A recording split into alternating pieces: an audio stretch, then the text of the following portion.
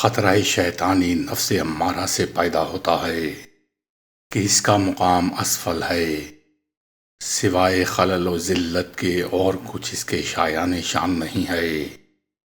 یہ زبان درازی، ایذا رسانی اور جہل و زیاnkاری اختیار کر کے ہمیشہ اسی میں مبتلا رہتا ہے۔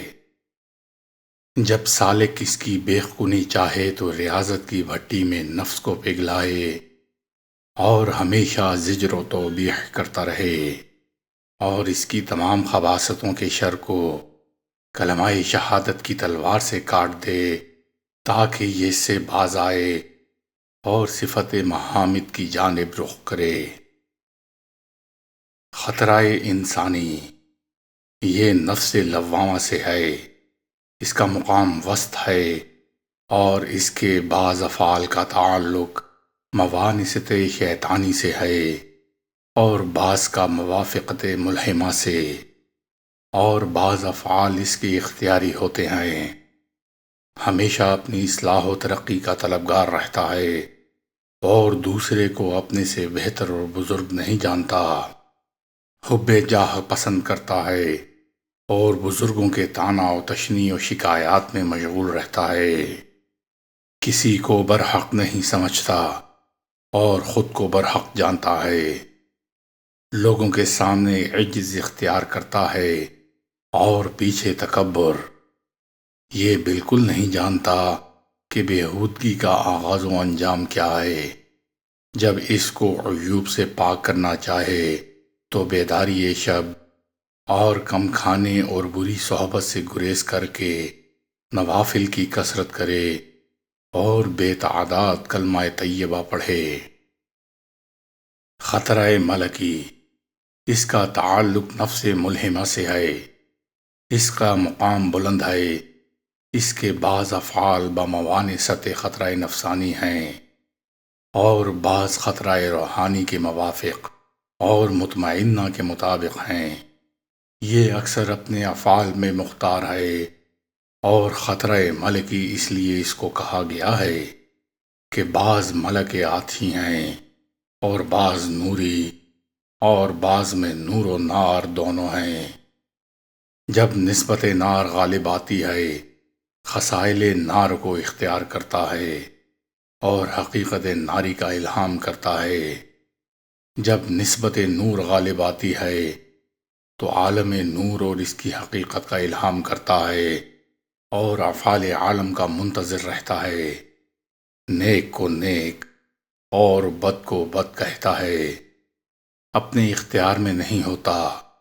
جب ان دو نسبتوں سے نکلنا چاہتا ہے تو اکثر مراقبے میں رہتا ہے اور شب و روز کا یہ محاسبہ کرتا ہے کہ کتنے کام مرضی حق سے ہوئے اور کتنے اس کی مرضی کے خلاف، اور نفس سے محاربہ کر کے اور اس کو مغلوب کر کے خصائل بد سے باز رکھتا ہے اور شمائل نیک کی طرف متوجہ کر کے اسی میں مشغول رکھتا ہے تاکہ وہ خطرہ دفع ہو جائے اور صفت نوری اختیار کرے۔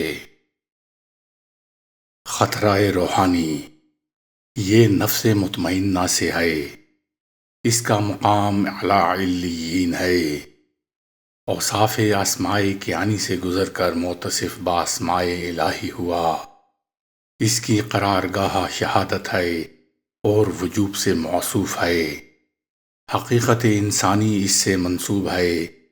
برزخ البرزاق و رب روحی اور رب الارباب یہی ہے۔ خطرہ روحانی کو اکثر مشائخ نے رحمانی بتایا ہے۔ وہ عین اور اس کے عکس میں تمیز نہیں کر سکتے، دونوں کو ایک ہی سمجھتے ہیں۔ یہ ہر رنگ میں نمودار ہے اور دونوں عالم سے مجرد۔ یہاں دو احتمال ہیں، ایک یہ کہ مشائخ نے عارف باللہ ہونے میں کمال حاصل نہ کیا، اس لیے خطرہ روحانی کو رحمانی بنا دیا، اس لیے خطرہ روحانی کو رحمانی کہہ دیا۔ دوسرا یہ کہ اوصاف کو نہ پایا اور خود پر قناعت کی، اس کی وجہ سے روحانی کو رحمانی بتا دیا۔ خطرہ رحمانی یہ محض ذات کی صورت خاص ہے جس کو بیان کرنا پڑے گا۔ روح انسانی جانتی ہے کہ رب روحی ہے، اور انسان کی روح جو کچھ ظاہر ہوتا ہے نیک یا بد اس کو خطرہ روحانی کہتے ہیں۔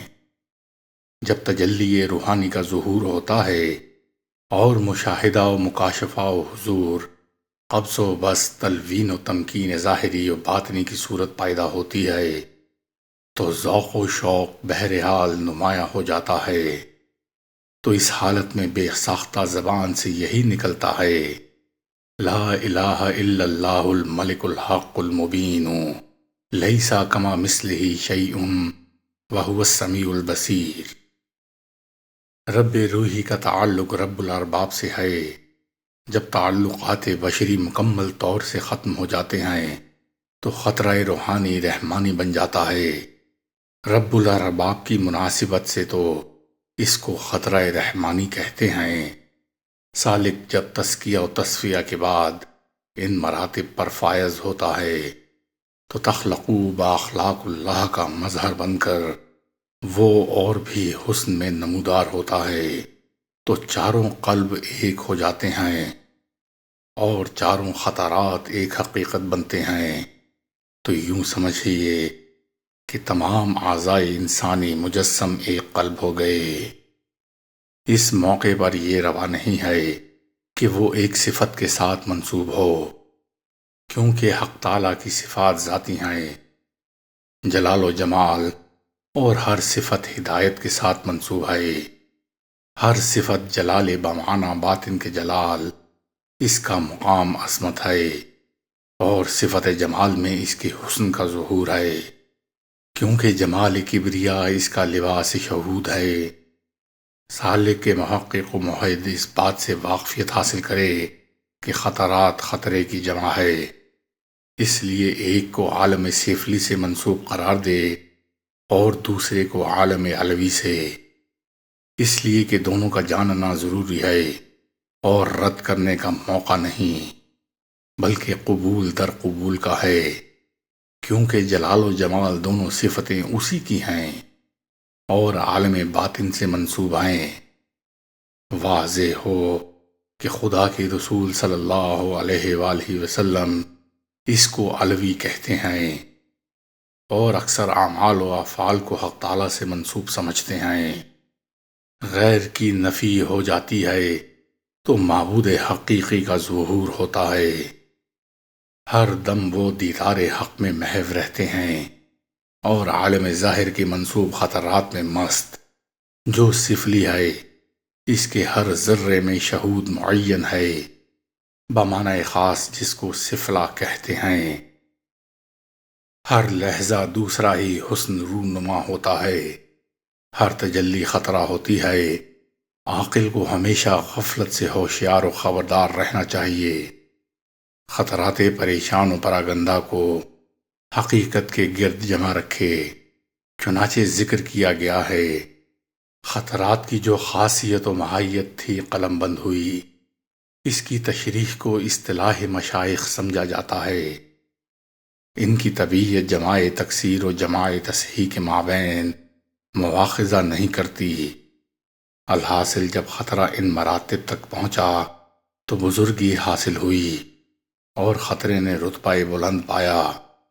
پیغمبروں نے اسی خطرے کی دو نسبتیں بیان کی ہیں۔ اول صورت جذبہ کے، جس میں تمام بشریت فنا ہو جائے، پھر یہی خطرہ سالک راہ ہو کر تمام مخلوق کی رہنمائی کرے۔ کبھی آہد ہوا اور کبھی آہد سے احمد ہو جائے۔ جب آہد ہے تو کسی نسبت کے ساتھ منسوب نہیں، جب احمد ہوا تو منسوب برسالت ہو گیا۔ الف لام میم کا میم روح الامین جبریل پر دلالت کرتا ہے کہ وہ مضمون قرآن کو وحی میں لاتے اور رسول صلی اللہ علیہ وآلہ وسلم کو قاب قوسین او ادنیٰ کی طرف لے جاتے، جو الوہیت اور ربوبیت کو آراستہ کرتے اور جو خود فرماتے وہ حدیث کی طرف منسوب ہوتا۔ افعال رسول صلی اللہ علیہ وآلہ وسلم معجب عمل ہیں، اور حق و باطل میں تمیز کرنے والے یہی خطرہ، کبھی احد کبھی احمد کبھی وحی، کبھی رسالت کبھی ظاہر کبھی باطن، کبھی حج کبھی کعبہ کبھی عصا، کبھی کاسا کبھی خرقہ کبھی پہننے والا، کبھی راہ کبھی راہبر، کبھی سالک کبھی مسلوک، کبھی وقت کبھی اوقات، اور خطرہ رحمانی پیشوائی ہر دو عالم ہے۔ جو مزین و آراستہ ہوا اسی سے ہوا، اور جس نے اس کو نہ پایا گہرے نایاب و ناسفتہ اس کے ہاتھ سے نکل گیا۔ جس صفت پر گردش کرتا ہے اسی صفت کو اختیار کرتا ہے، اس کے لیے کوئی در بند نہیں۔ تعین ولا تعین اس کے سامنے ایک ایسا جوہر ہے کہ جس سے دل و دماغ کی قدورتیں جس قدر صاف اور زائل ہوں اتنا ہی کشف سے روشن ہو جائے گا۔